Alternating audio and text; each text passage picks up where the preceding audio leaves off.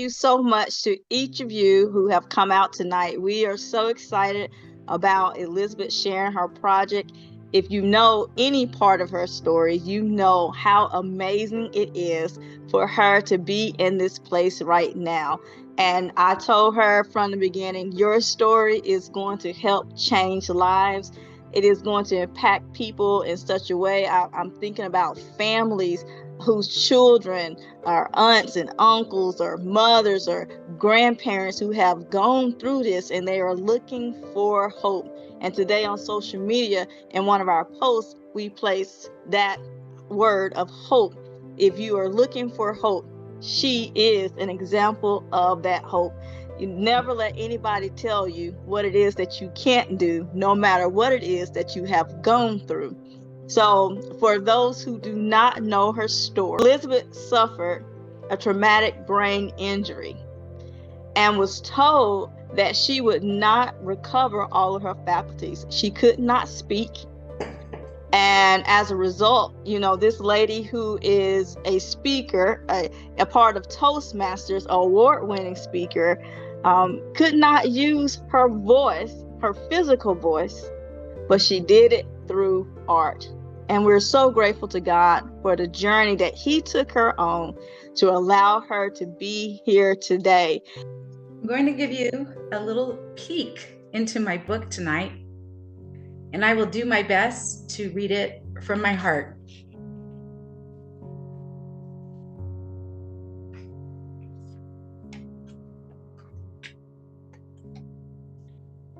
With the blank canvas set before me, I could do anything I desired, except the one thing I wanted to do at that moment: scream. Well, my scream is more like a lion's roar. I am depressed, angry, and questioning why God would allow this to happen to me. I could barely hold myself back from picking up the paint palette and slamming it across the room, let alone all over the canvas.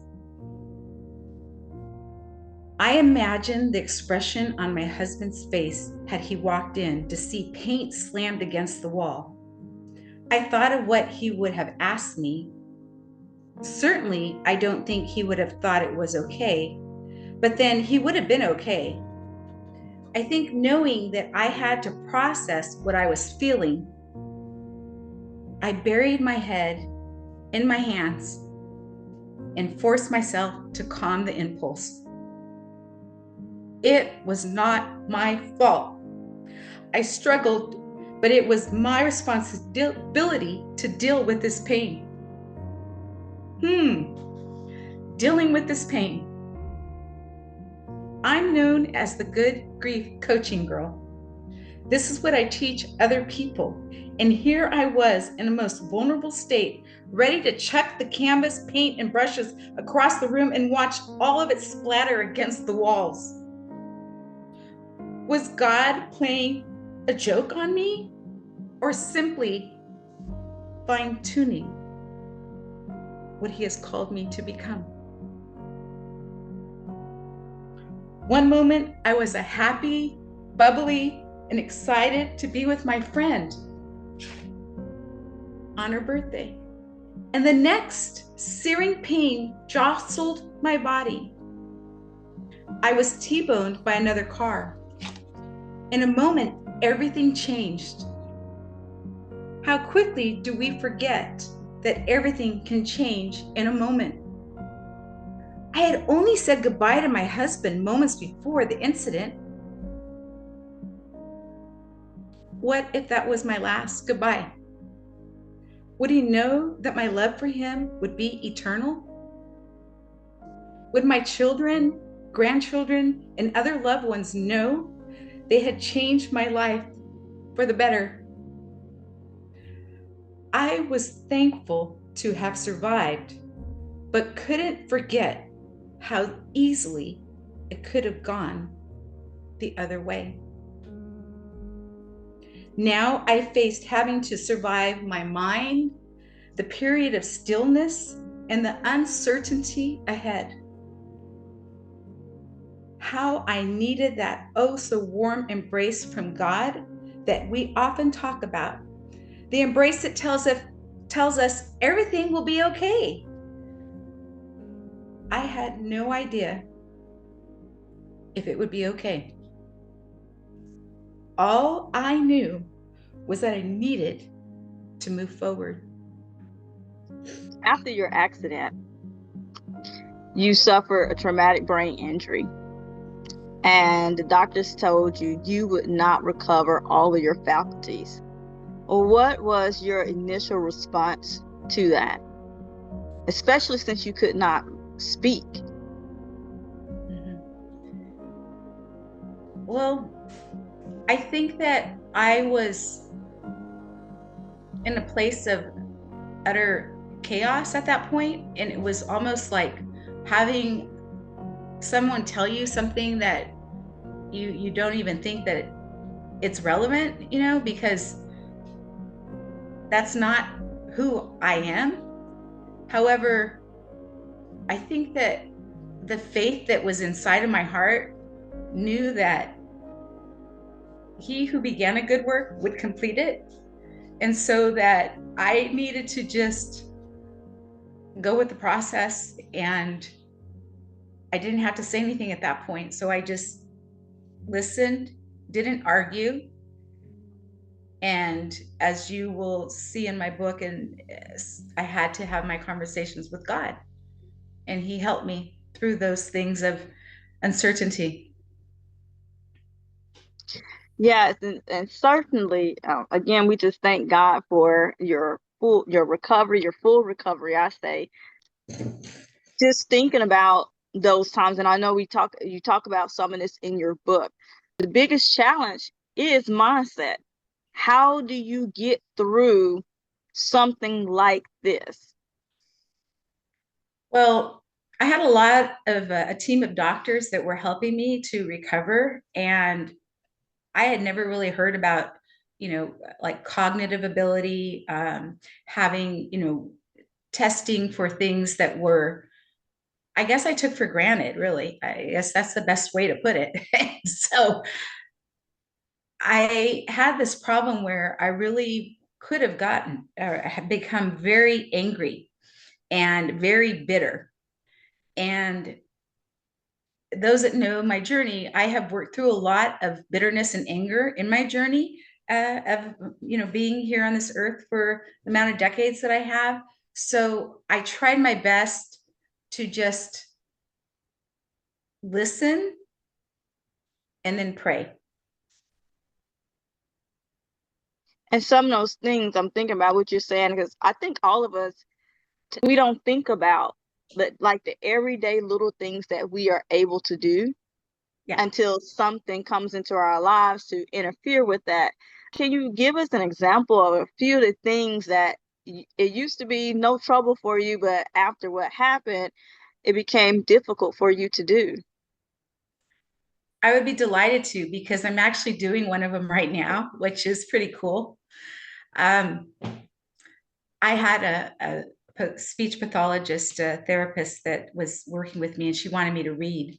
And I was trying to read, and it annoyed me. So the only thing I could do, I was sitting, is I went back to my Toastmasters day and I stood up and I acted like I was in front of the lectern. And I did, as mom says, shoulders back. And I gave it everything I had to get the couple sentences that she wanted me to articulate out. It wasn't easy. It was not pretty. But I'll tell you one thing. I have a relationship with that specialist now. She was like, "Whoa, one of my arts is resilient warrior, and that's kind of my mo, is being a resilient warrior." So anyway, I say that to say that it was pretty amazing. It was really amazing, Jackie, to see that strength come out of me with my body language. If my words couldn't say it, and it can be that, at least I was doing what needed to be done for the future of healing. Yes, absolutely.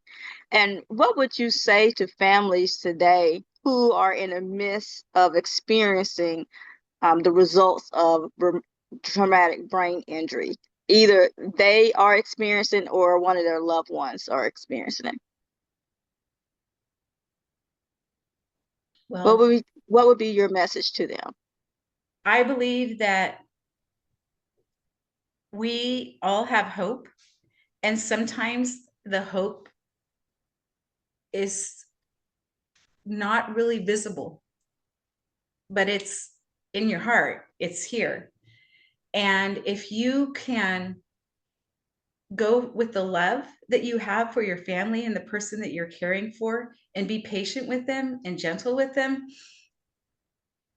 I believe that they will feel that, and they will have the courage to do what they need to do to be baby steps. It's all baby steps, Jackie. You know, every person is unique and different. You know, my injury was, you know, like 14, 15-month recovery, but my art really, really helped me get it out when I couldn't. And that's the part that is so profound, right? I mean, that's, Right. yeah, Exactly. And I love that you use the word courage because it takes a lot of courage to step out.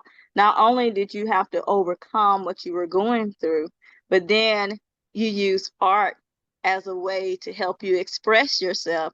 And now you've taken another step of courage by actually sharing your art with the people. First, I love you so much, Liz. I'm very thankful. Liz and I have been friends since since forever. My grandmother lived next door to her family, so we grew up together. I am so thankful, and you are so encouraging. You've been through a lot of different traumas, and it's just so encouraging to see how God has grown you. And you've encouraged me to, after losing my pops, to use art for healing. So I just want to thank you for that. I'll never forget your text message telling me about the accident.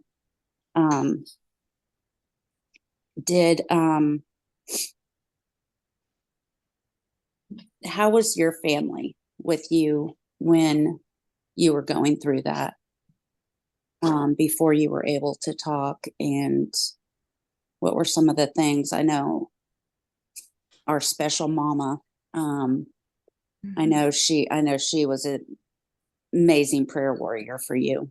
sure. But what were the things that they did that helped, and how did they walk through that themselves? Sure. Well, I'll start with the day of the accident, and I still was determined wanting to go to my friend's party. That I was in the book, it describes where I was going. I was going to my friend's party, and my sister drove all the way from the Bay Area after she found out about the accident, and she wouldn't let me go. She was telling me no, and I was trying to tell her, well, this is important and I'm okay. And that's the part that was really crazy, is that when you have a head trauma injury, you just aren't really that clear in your thinking. And so even though you think that you can make a decision to go to a party, it was probably not the best idea, especially with the brain trauma injury. You don't want to go out and, be in the bright lights, etc., which I learned later quickly.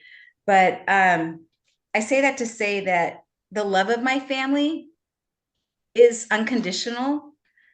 It really was a slap in our face, though, because we have lost a sister to a car accident. So it really woke us up. It was very scary. So they were very attentive, very concerned. And I think they were just thrilled when I was telling them and journaling and started my art process, because they knew that I couldn't just sit still. That wasn't my personality. So to have an outlet like this was really a miracle, Candace. It really was, because God had a plan. Yes. Yes. I love you. I love you so much.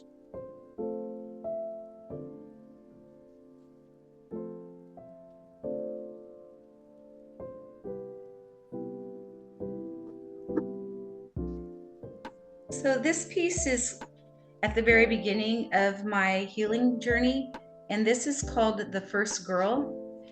And you can notice in here that it's very simple, yet the message that I was looking for was that I was trying to find me. And I have in here, a heart and lashes and lots of hearts and a lot of jewels.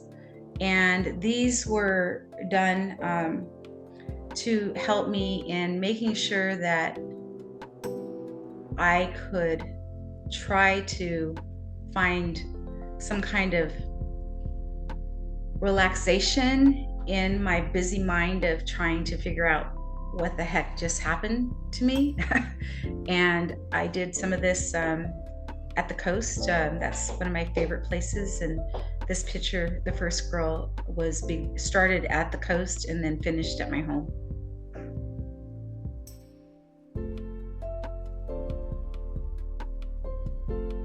Distorted Pieces is very distorted, and I was not able to articulate being scattered, confused, and concussed, and I was very overwhelmed. And I used the modality of art to try to heal my trauma. And in this piece here, it depicts the confusion. I had a lot of people on my art tour that just really stared at this picture a lot because it just has some definite trauma elements to it. And this was, the accident was on September 30th in 1050, and this was what I was recalling, and the distortion was in this piece. But I used pops of yellow because I knew there was some hope.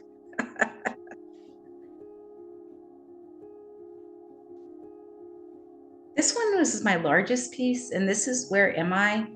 And this one actually has 10 layers in it. It was definitely hard to put into words. And in this one, I was very confused, and I didn't even know the unknown territory. But the wonderful thing about this is underneath these 9 layers, because this is 10 that you see on top, there is a girl. And the girl is the same similar frame as the ones before, but I didn't want that girl seen. And so I kept using materials like glitter and, sparkly stuff and paint, because I wanted to have like the hope. And that's kind of where this Where Am I is. But this Where Am I was one of the most profound pieces, because when I would look in a mirror, I could not see my reflection. And so I used this in that healing modality to try to find myself.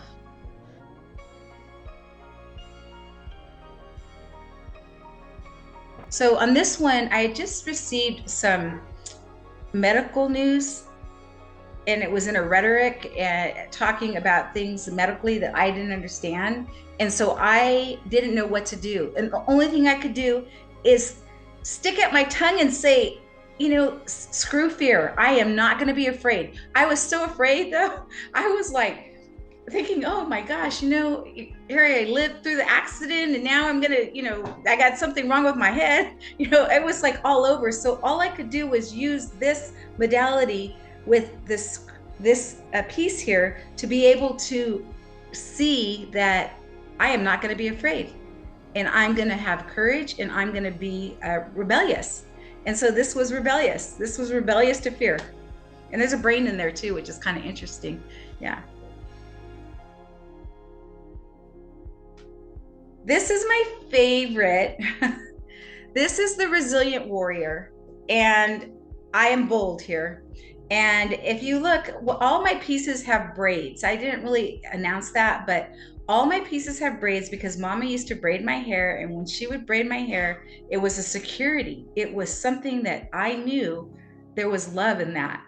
And so in this piece, the braids are there, but it's also reminding me that we have resilient strength, and that strength comes from above, and to be strong. And in my book, I share about the fear of being paralyzed at the accident. So this was a very profound piece for me, to be able to have a strong, resilient warrior.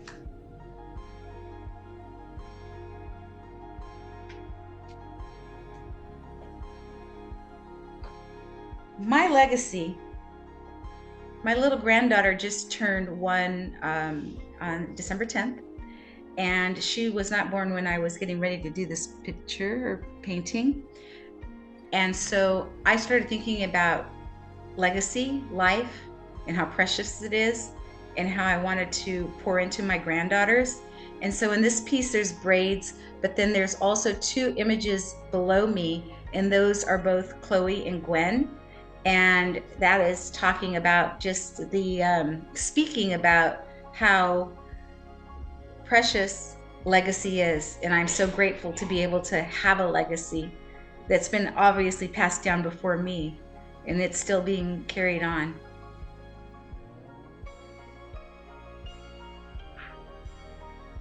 I love this one.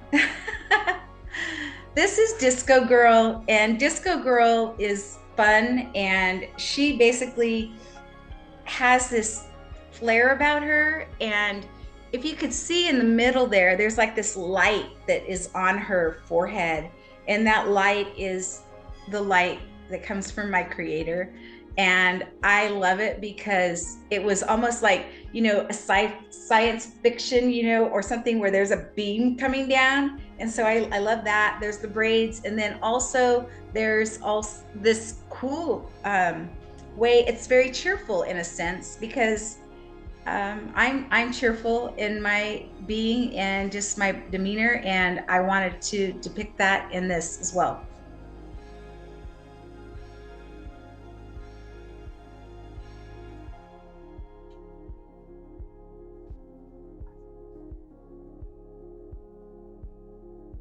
The overwhelming emotion we know is love, so strongly felt and so widely expressed that it cannot simply be contained in one solid format. This was done in the month of my father's anniversary of his death, and February is a very, we have a lot of holidays, celebrations, and I just wanted to paint hearts, and I just went to town with the hearts. And the hearts were love. The hearts were the love of my family and the emotion, but also I felt like it was almost like a fog of hearts being conveyed in this. And of course, love is in the air in this one for sure.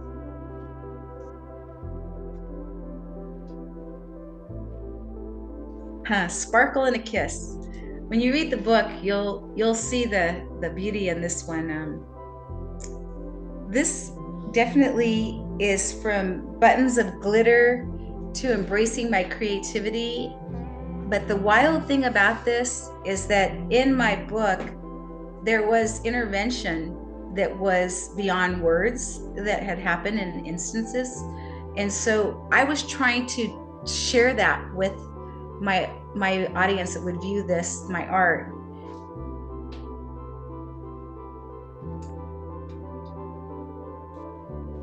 Groovy Girl, that's me. She was in there. I know she was. I just had to find her again. And so I'm gonna put her necklace on in the picture. I had all these buttons I was putting on her. I wearing my crown, even though I didn't even know if my crown was straight, but hey, I was gonna wear it. And so that was that. And you see the braids, and then I just played with different modalities. One is really cool that you'll notice in all of these renderings here, because my book is called Rendering Hearts on Canvas.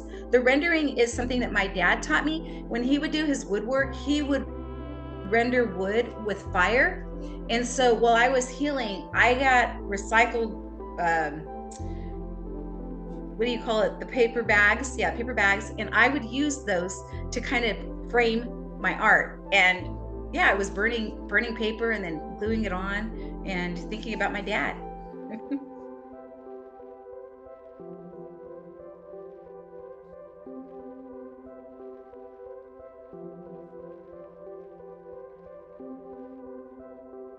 And this one, it's kind of light on here, but it's definitely pretty special. This one, Passion, was recent, and I started it at the beginning, and then fast forward, I found a draft of it at the end, and that's when I started like putting like lots of colors that I like and I can appreciate present right here.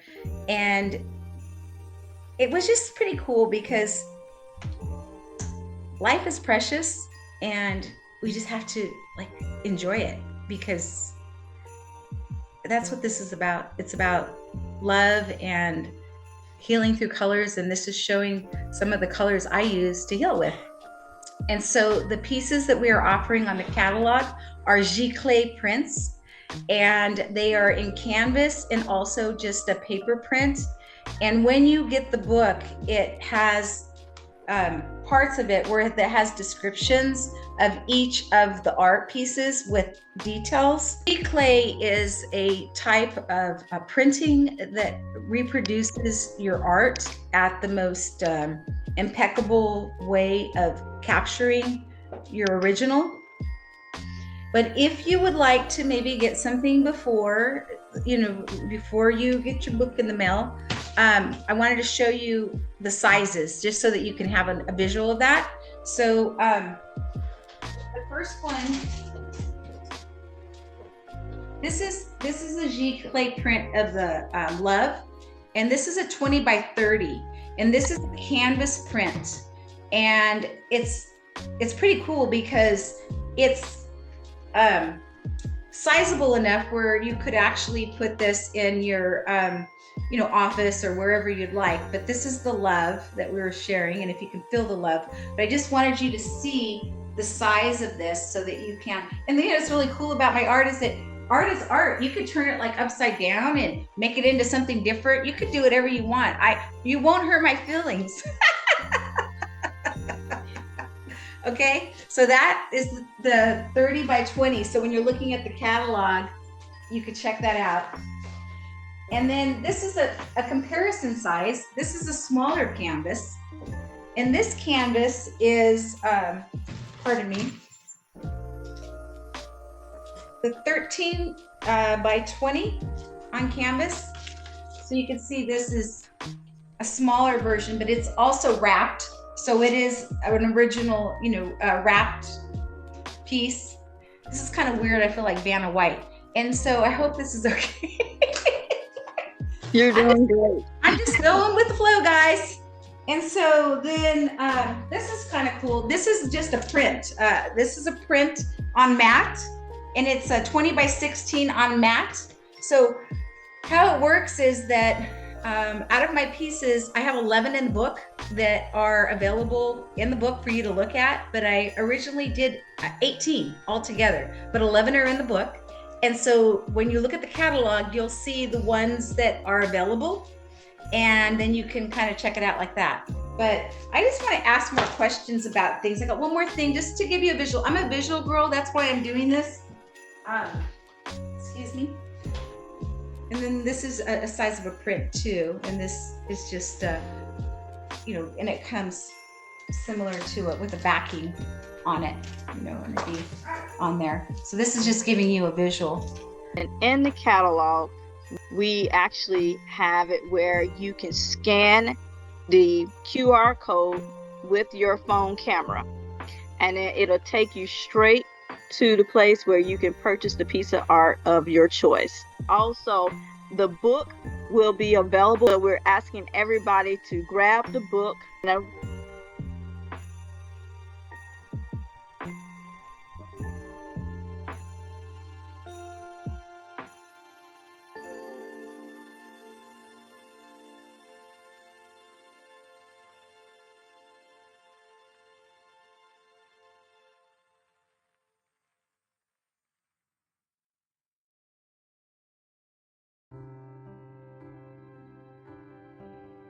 One other thing I want to mention, because we could not have done it without them, there are several people within the book who they contributed to the book, and some of those people are here tonight. This is my lovely daughter, Danielle Lee. Elizabeth's daughter. I'm just really proud to be here and proud of her for following her dreams. And she inspires me with my art too. I like to do a lot of art also. And I'm just like really glad to be here and so thankful for you all for supporting her also. And it's an honor to share this with her. Aw, love you, honey. Thank you, Danielle Lee, because she has a piece in the book where she is sharing about how her mother has been an inspiration to her. Hi, this is Dan Cantu. Thank you, Jacqueline, for all your help in assisting Elizabeth launch her book. Yes. Very much appreciated. And it's definitely been a journey, but I'm glad to see that she's done so well over the past year and her healing process. And I think this book and art has really helped her come along to getting her to this stage. So I'm very proud of her. All right. Okay. Aw, nice seeing you, Dan. Thank you guys for being here and everything. It's been a beautiful experience, and it takes a village is my motto. It truly does. And in my book, I share about how I had started doing art, and then I got invited into this art exhibition, and then I had to turn my house into an art gallery in September, and I had my husband turn his man cave into a gallery. I mean, it was intense, but the beautiful thing about it is we did it, and when the folks were here, they were so inspired by the chaos. I mean, it's my son, he says, Mom, some of them are kind of, they're different. I said, well, they are different because I wasn't able to do much. But I'm proud of my different son. And he got it. And he says, I hope in the book he shares about how he hopes that people can taste it and see it and get what it is, because there is a message in it, or I would not be here being obedient to my Creator. So I hope that it touches people's hearts and helps them and inspires them. And that's my story, and I'm sticking to it. Liz, can you share with us, do you have a favorite out of your art pieces? I do. Resilient Warrior is one of my favorites, but I also like The Kiss. That one is pretty profound because sis, in it, there's an angel wing in there that if you read my book, you'll hear about that girl. Sparkle and a Kiss. So Sparkle and a Kiss and Resilient Warrior are telling my story from being paralyzed to feeling empowered with the kiss of heaven. I want to keep that in mind when I order my piece. Okay, babe. You have people in the chat saying, congratulations, you all. You all are worth celebrating. So many claps. What else do we have? So proud of you, Liz. Just people celebrating you, celebrating the journey, celebrating what you were able to accomplish as a result of the journey. And it's just a message to all of us, no matter what it is that you are experiencing. You have a choice in how you will move forward. Go and support her. This is so much bigger, and then the art is so much bigger than the words that are said in the book.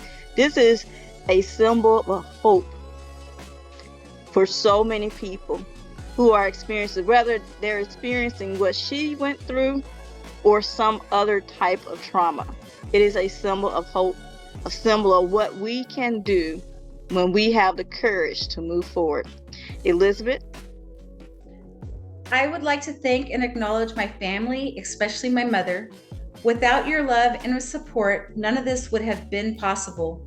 Thank you, Danielle Lee, Josh, Chelsea, Lindy Lee, Delcy Lee, Larry, for always supporting my ideas and dreams, no matter how crazy they seem at times. I do want to also express my sincere gratitude to my mentors. Janet, you've been a constant source of inspiration. Thank you. And my mentor, Sam, who has helped me professionally and in personal growth. Finally, I want a special thank you to my dream team that helped me make this happen.